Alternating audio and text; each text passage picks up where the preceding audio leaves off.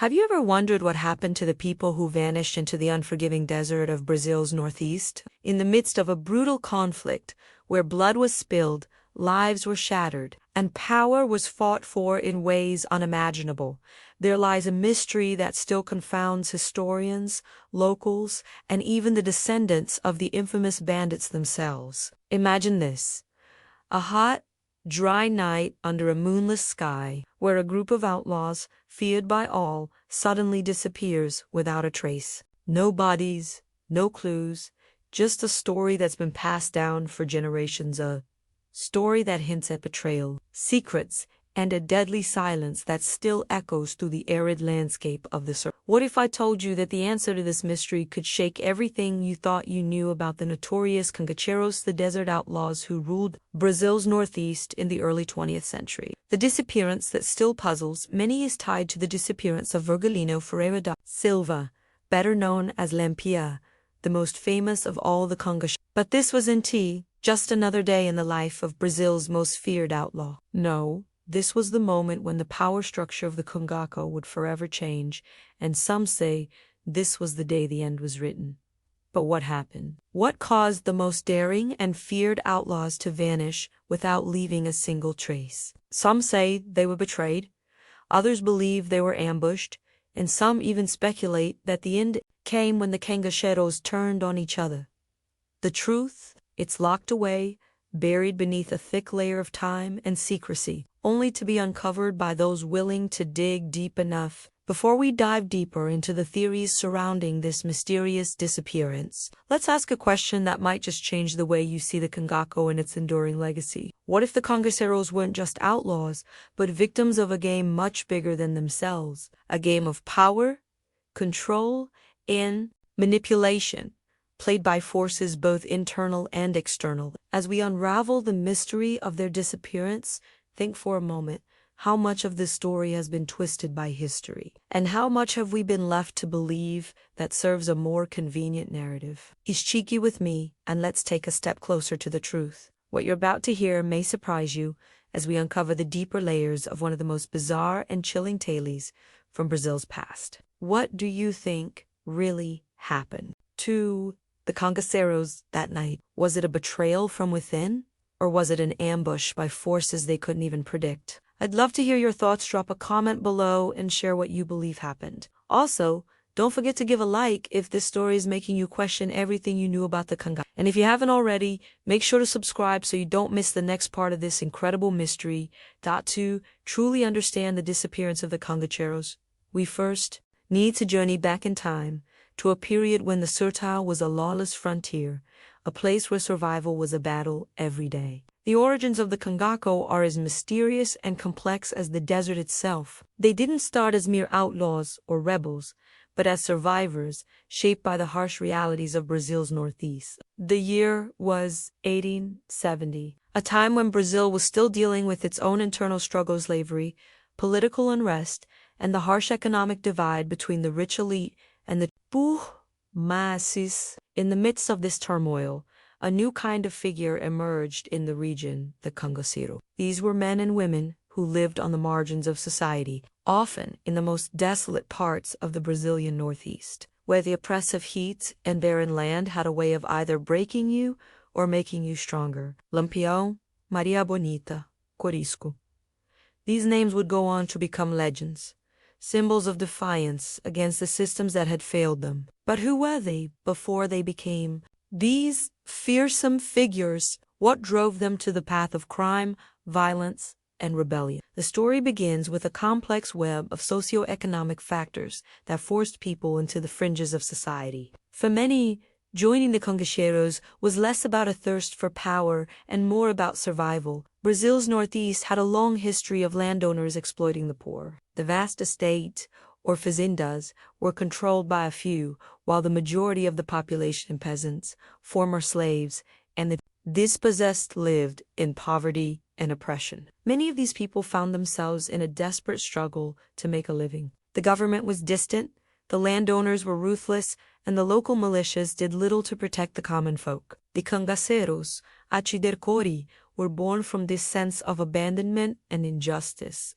They were the result of a broken system, where the poor had no other recourse but to fight back in the only way they knew how, by becoming outlaws themselves. What made the Cangaco even more dangerous was that it wasn't just an isolated group of bandits, it was a movement, a decentralized network of criminals who shared a common cause: survival. While some outlaws may have been motivated by revenge, greed, or hatred, the larger group was united by a sense of rebellion against the establishment. And in the heart of this rebellion stood Virgilino Ferreira da Silva, better known as Lampião, who would rise to become the undisputed leader of the Cangaceiro. Born into poverty, Lampião's early life was one of hardship, marked by the deaths of his father and brother, which propelled him into the world of vengeance and violence. But was Lampião simply a product of his environment, a victim of circumstance, or did something deeper drive him to seek power in the desolate desert? Maria Bonita, his lover and fierce partner, was another key figure in the Cangaco. She was a woman ahead of her time,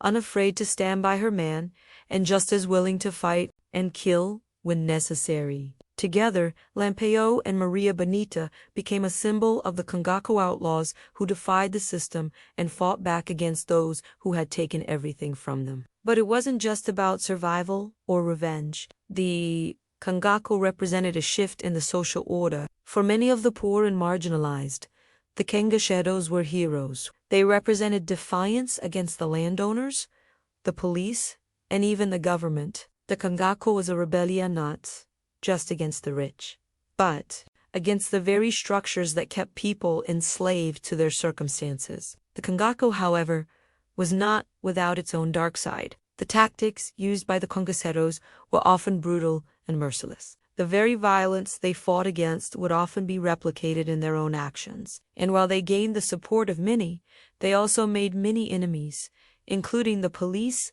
locale, militias, and rival outlaws. But how did they become the legendary figures we remember today? How did a group of outcasts from a forgotten corner of Brazil become the stuff of legends? It's a story that continues to captivate historians and the public alike, as we dig deeper into the mind of the Cangaceiro and uncover the forces that shape them. What makes an outlaw truly feared? Is it the violence they inflict, or the terror they inspire in those who cross their path? For the Cangaceiros, it wasn't just about the crime. It was the reputation, the psychological toll they imposed on the people of Brazil's northeast.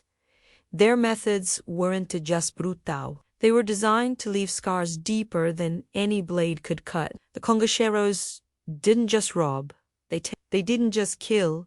They sent a message that could be heard across the desert. And they were ruthless.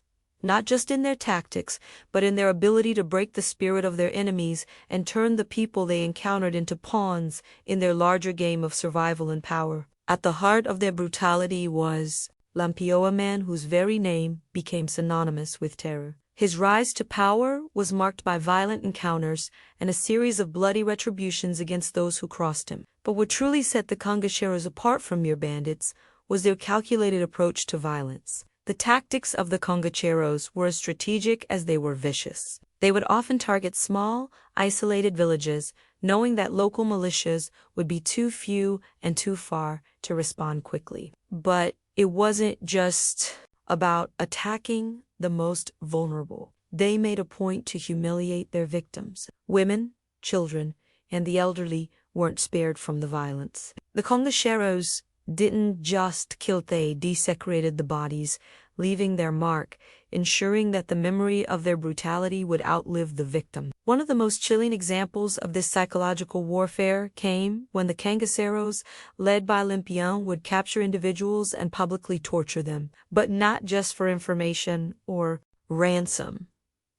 No, the Cangaceiros took pleasure in demonstrating their power, making their victims an example for anyone else who might consider crossing them. It was as if the act of survival itself was a form of defiance, and they wanted to break the spirit of anyone who dared stand in their way. Their methods were not just physical, but psychological. Torture and mutilation were tools to create a legacy of fear that would extend far beyond the reach of their knives and bullets. In a way, their brutality was a performance, a grotesque show meant to humiliate the rich landowners, the police, and anyone else who represented the establishment.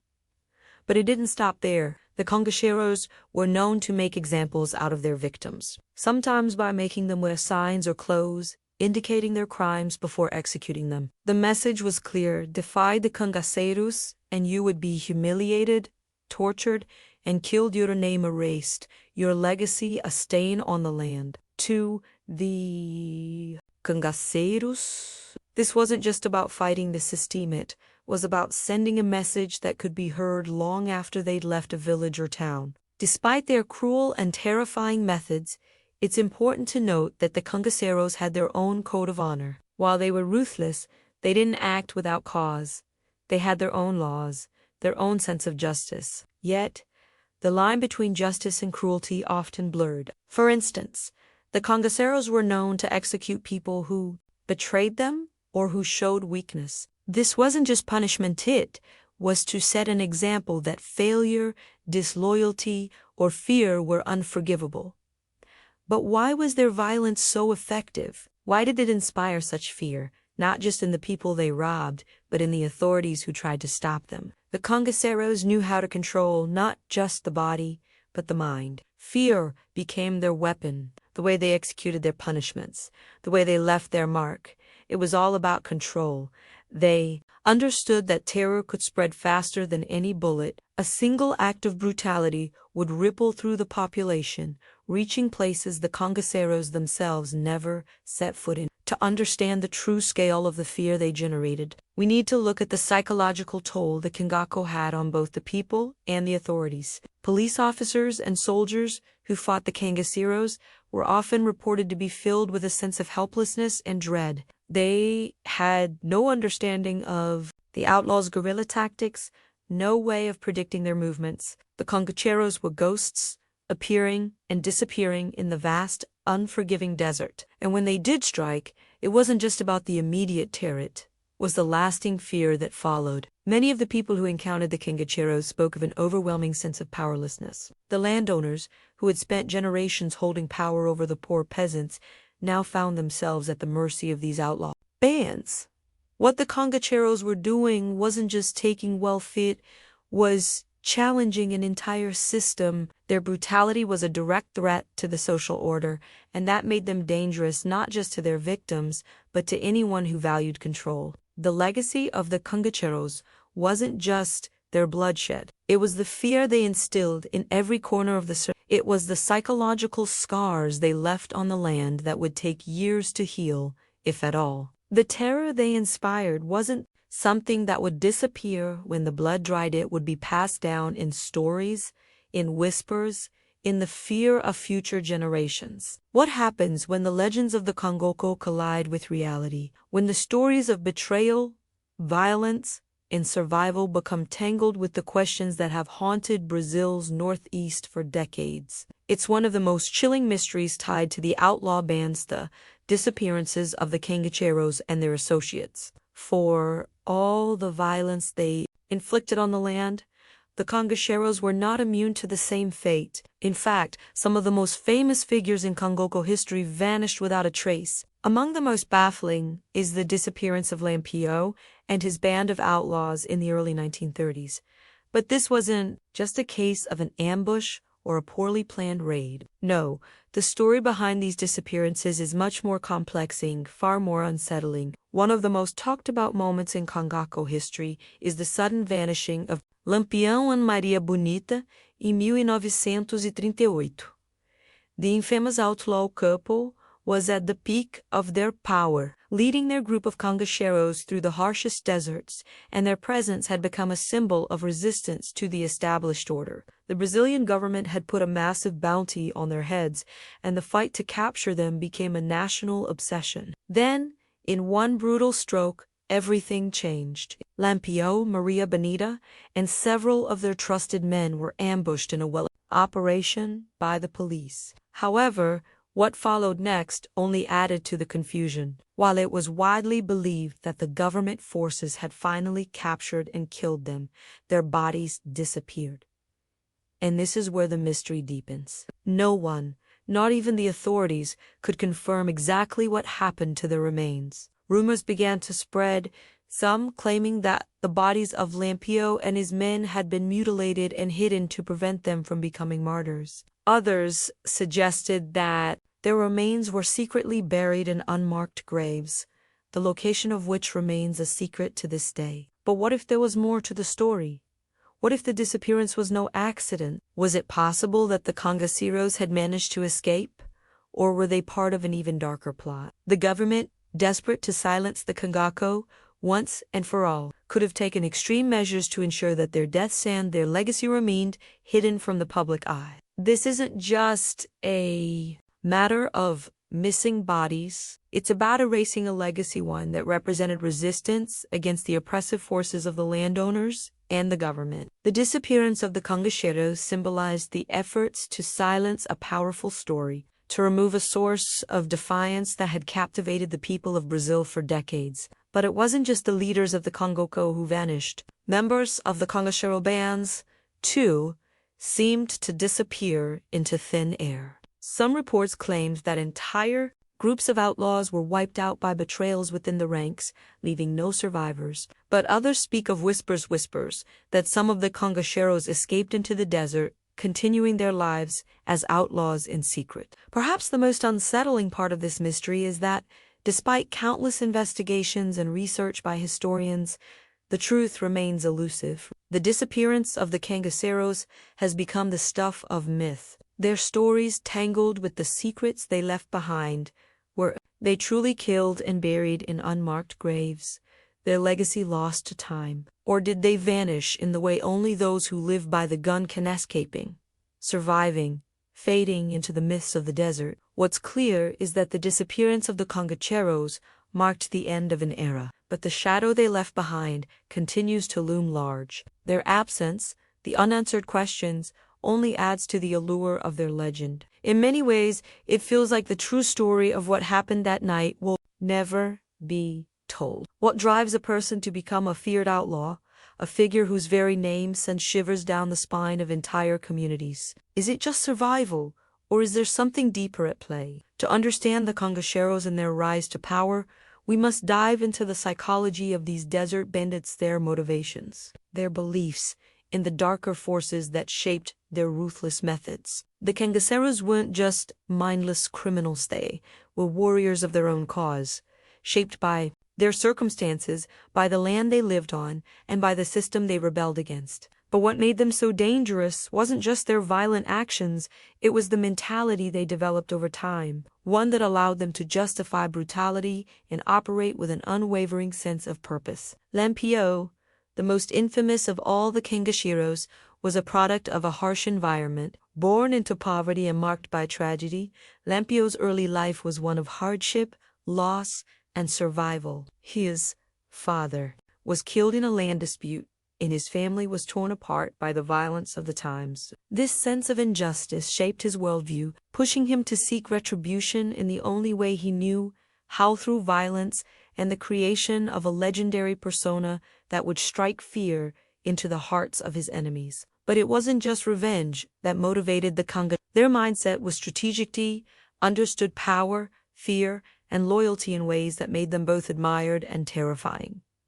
The Cangaceros saw themselves as warriors fighting for survival, but also for something much larger, freedom. They were not just fighting against landowners or the police. They were fighting against an entire system that had oppressed them for generations. Their violent actions, no matter how brutal, were justified in their minds as a form of resistance. This mentality of defiance is what set them apart from mere criminals. They didn't just attack for personal gain, they attacked the system, the very foundation of the Brazilian class structure. The landowners, the police, and even the government were symbols of the oppression the Cangaceros had faced for years. To them, violence was not just a means of survival, it was a declaration of war against the institutions that had failed them. The Cangaceros were also incredibly loyal to one another. Their bands operated on a code that placed honor and loyalty above all else. Betrayal was met with the most severe punishments, often death.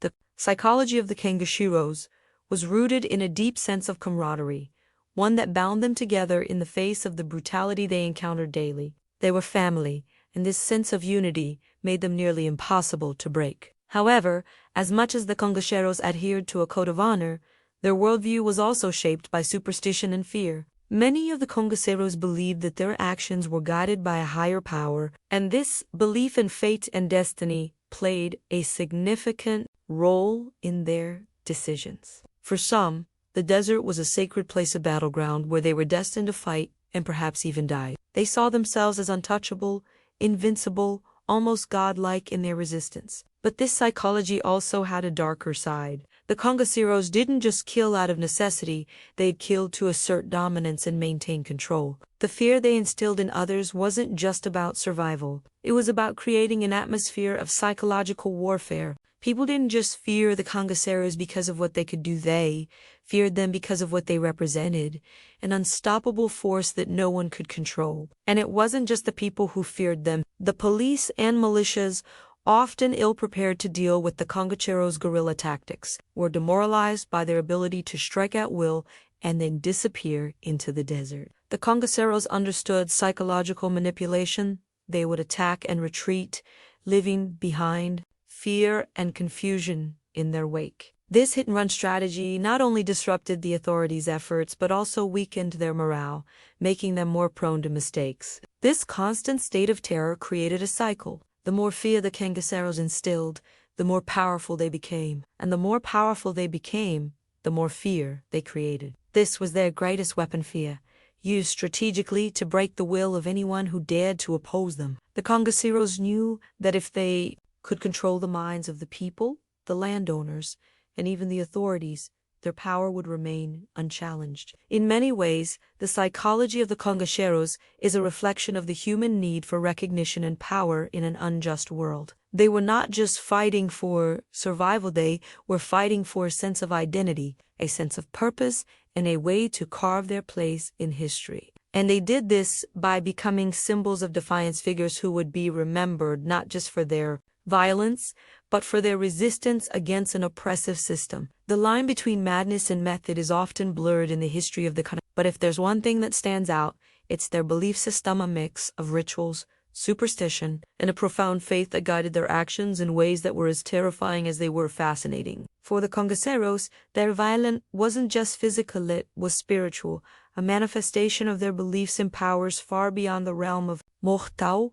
In a world where the desert could swallow you whole, where life was lived on the edge of death, the Cangaceros turned to their spirituality for strength. The Sertao, the vast, dry expanse of the Brazilian back, became more than just a desert. It became a sacred ground, a battleground where the forces of good and evil collided. The Cangaceros were not simply outlaws in the traditional sense. They saw themselves as warriors chosen by fate, living out a destiny written in the stars.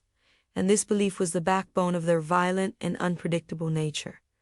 It wasn't just about survival. It was about fulfilling a divine purpose. In their minds, they were agents of retribution sent to punish the wealthy landowners, the corrupt police officers, and the oppressive government officials who held power over the poor peasants of the Northeast. But it wasn't only their violence that was guided by superstition, it was their everyday lives. From their rituals to the amulets they carried, the Cangaceros lived in a world where the supernatural played a central role. They believed that the desert was filled with spirits, both good and bad, and that they had to stay in tune with these forces to survive. One of the most iconic rituals among the Cangaceros was their initiation ceremony, a rite of passage for those who wished to join the outlaw bands. New recruits would be made to swear an oath of loyalty, pledging their allegiance to the Cangacero cause. But this wasn't just about loyalty, it was about becoming one with the desert, surrendering oneself to the spirits that watched over them. In some accounts, it's said that the Cangaceros would perform a blood oath where they would drink from the same cup and mark their skin with tattoos symbolizing their allegiance to the band. These tattoos were not just marks of membership, they were seen as protective symbols, shields against the dangers of the desert. The cross was a common symbol among the Cangaceros, representing their belief in the divine power that guided them through the harshest conditions. To wear the cross was to carry the strength of the divine with you, to be chosen by a higher power for the mission you were destined to carry out.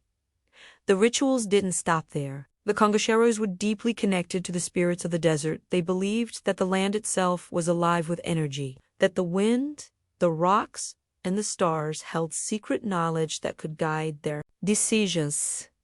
Some of the Cangaceros even carried charms or talismanic objects such as feathers, bones, and small idols that they believed would protect them from harm. In moments of extreme danger, when the pressure was at its peak, these spiritual beliefs would take on even more significance. The Cangaceros would pray to their spirits for guidance, asking for strength and protection as they prepared to face the authorities or rival outlaw bands. These moments were often seen as the culmination of their faith, a way of connecting with the unseen world before entering battle. But it wasn't just the belief in protection or divine favor that drove them. The Cangaceros also had a belief in retribution, a deep conviction that their violent actions were punishments for the wrongdoings of society. To them, each act of violence was a form of justice, an offering to the spirits that would bring balance to the world. They didn't see themselves as criminals, but as agents of justice, enforcing a kind of divine order in a land that had long been forsaken by the authorities. This belief in divine retribution was most evident in the torture and executions that the Cangaceros carried out. Every victim, every death, was seen as part of a cosmic order, a necessary act to bring about the world. The Cangaceros envisioned a world free of the tyranny and oppression that ruled the sacrifices they made, the lives they took, were viewed through a lens of spiritual necessity, as though the bloodshed was required to ensure that the spirits would continue to watch over them. What role do you think superstition played in the Cangaceros' actions? Were they simply driven by revenge? Or was there a deeper belief that guided their every move? Let me know what you think in the comments below. I'm curious to hear your thoughts on how their spiritual beliefs influenced their violent ways. And if you're finding the story of the Cangaceros as captivating as I am, don't forget to like the video and subscribe for the next chapter of this incredible story. What does it take to survive in one of the harshest environments on Earth? The Brazilian Sertao, with its oppressive heat, dry earth, and endless miles of desolate land, has long been a place where only the toughest could endure. Yet, amid this unforgiving desert, the Cangaceros not only survived, they thrived. To understand the survival tactics of the Cangaceros, we need to look at the conditions they faced and how they adapted to them. They weren't just fighting against the authorities or the landowners, they were fighting the land itself, a place where water was scarce, food was even scarcer, and the extreme temperatures could break even the most seasoned traveler. Lampião and his band of outlaws didn't just survive in this environment, they mastered it. Unlike many other bands of criminals who relied on city hideouts or safe houses, the Cangaceros took the fight directly to the desert, using it to their advantage. Their knowledge of the Sertao was unmatched. They understood the land's secrets, where the hidden springs were, which paths to take to avoid detection, and how to camouflage themselves within the vast wilderness. But their survival wasn't just about knowing the land, it was about how they adapted to it. The Cangaceros developed a way of life that was deeply connected to the desert, a life that required a special kind of resilience. They traveled light with only the most essential tools and supplies. Their clothing was designed for maximum mobility and protection against the harsh sun, while their weapons were always within arm's reach, ready for quick strikes. The Cangaceros were also masters of hit-and-run tactics, a strategy that worked well in the unpredictable environment of the Instead of facing their enemies head-on, they would strike quickly, attack when least expected, and then disappear into the desert before their opponents could retaliate. This guerrilla warfare was a method perfected by the Cangaceros, and it made them nearly impossible to defeat. They used the desert as both shield and weapon, something they knew like the back of their hands. But the secret to their survival didn't just lie in their tactical prowess. It also lay in their mental toughness. Living in the Sertao wasn't easy. It was a brutal, unforgiving existence. The Cangaceros had to endure extreme physical and emotional strain every day. They were constantly on the move, always alert, always prepared for the next attack. Hunger, thirst, and exhaustion were their constant companions. Yet, despite all of this, the Cangaceros never faltered. Their camaraderie, their shared sense of purpose, and their belief in their mission kept them going even when the odds seemed impossible. This bond was their true weapon that no one, not even the authorities could break. The survival of the Cangaceros was also deeply tied to their sense of independence. They didn't just survive, they thrived because they refused to be controlled. They lived by their own rules, answered to no one but themselves, and fought for a freedom that few others could understand. For them, the Sertao wasn't just a place of hardship, it was a place of liberation, where they could create their own destiny, free from the constraints of society. In a sense, the Cangaceros were the ultimate survivors. They had learned how to live off the land, how to outwit their enemies, and how to endure unimaginable hardships. But their survival wasn't just about existing, it was about defying the system that sought to crush them. They were not just fighting for food, water, or shelter. Were fighting for freedom, for the right to live on their own terms, in a world that had long been ruled by others. Their survival was a testament to their strength, both physical and mental. It was a survival born from necessity, but also from a deep-seated desire for revenge, for justice, and for power. In the harshest of environments, where many would have perished, the Cangaceros not only survived, they became legends. But survival came at a cost. As we've seen in previous chapters, their lifestyle was brutal, their actions ruthless. To survive, the Cangaceros had to live by a code that demanded loyalty and strength, but also demanded sacrifice. In the world they inhabited, weakness was a death sentence. Betrayal, fear, and hesitation were not tolerated, no matter who they were. In the world of the Cangaceros, there was one woman whose name would become as legendary as the men who led the bands of outlaws. Her name was Maria Bonita, and she was not just the lover of Lampiao, she was his equal, his partner in the Cangaco, and a symbol of defiance in her own right. But who was she, and what made her so unique in a world dominated by men? Maria Bonita was born in 1911 in the heart of Brazil's Sertao. From a young age, she was familiar with the hardships of the desert, hunger, poverty, and the brutal realities of life in a land where the rich and powerful had little regard for the poor. Maria's family, like many others in the Northeast, lived in a world where survival was a daily struggle, and the law was often little more than a distant idea rather than a force for protection. But Maria Bonita was different from the women around her. She wasn't content to live a life of submission. From the moment she met Lampiao, her life would change forever. A time when women were expected to stay in the background, to be quiet, and to be obedient. Maria Bonita broke those boundaries. She joined the ranks of the Cangaceros, taking up arms and proving that she was as capable as any man in the group. Her involvement in the Cangaco wasn't just a matter of love, it was a choice, a decision to defy the system that had always kept her oppressed. Maria Bonita wasn't just the woman behind the man in the Cangacero world, she was an active participant in the violence, the raids, and the wars that defined the lives of the outlaws. Her presence was felt not just in the physical battles, but in the psychological impact she had on both the Cangaceros and their enemies. One of the most remarkable aspects of Maria Bonita's legacy is that she didn't just fight alongside Lampiao. She shaped the narrative of the Cangaco. As a woman in a male-dominated world, her courage and resilience defied the expectations of society. She didn't just endure the harsh realities of the desert and the violence of the Cangacero life, she became known for her bravery in combat,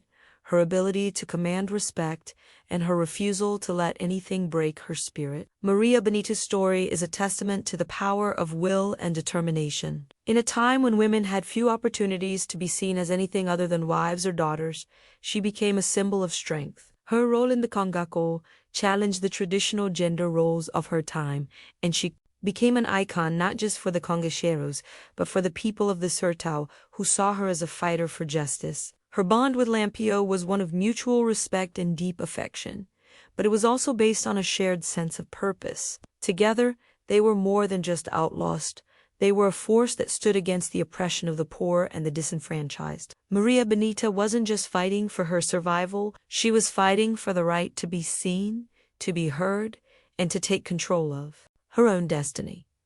But her story is also a tragic one. In the end, Maria Bonita's fate would be tied to the fall of the Cangaco, and her life would end in violence, just like so many others. Her death, like her life, was shrouded in mystery and brutality. But despite the way she died, her legacy endures as one of the most powerful and inspirational figures in the history of Brazil's Northeast. Maria Bonita's story is more than just that of a woman who fought alongside a man. It's the story of a woman who defied the odds, who broke free from the confines of a society that sought to silence her, and who became an icon of resistance and empowerment. Her name, alongside Lampiões, will forever be remembered as a symbol of the struggle against an unjust system, and as a testament to the strength of a woman who refused to be invisible. Every story has its end, and the story of the Cangaceiros is no exception. The brutal, relentless battle between the outlaw bands of Brazil's northeast and the government forces would eventually reach its boiling point. But as we examine the fall of the Cangaceiros, we must ask, what led to their downfall? And what happened to the iconic figures like Lampião, Maria Bonita, and their closest allies? The downfall of the Cangaco didn't come from a single decisive battle. It came from the slow erosion of their strength, as the forces against them, both internal and external, began to weigh heavily on their ability to survive and thrive. While the Cangaceiros had once been able to strike fear into the hearts of their enemies with swift, violent raids, the government was slowly adapting, learning new tactics, and gathering more support to put an end to the Cangaco for good. By the late 1930s, Lampião and his band were no longer the invincible force they once were. They were being hunted more relentlessly, the pressure mounting with each passing year. The government had put a target on their backs, and the police forces, alongside military units, were closing in. Lampião's final days were a haunting reflection of the collapse of the Cangaco. The once mighty leader, who had commanded thousands of men, now found himself on the run with his loyal followers, trapped in a web of deceit, betrayal, and failure. By 1938, the band was down to only a small group, their powers significantly diminished. But even then, they didn't give up the fight. It was in this desperate final phase that the Cangaceiros faced their greatest betrayal that led to their downfall. Lampião, Maria Bonita, and several of their closest men were ambushed at Cangaco, a remote location in the Sertao. The attack, carried out by the military police, was swift and brutal. The outlaws were cornered, and a firefight ensued. In the end, Lampião and his band were captured or killed, but the tragic truth of what followed is even more chilling. The government forces made sure to publicly display the bodies of Lampião and his companions in a gruesome spectacle. Their bodies were mutilated,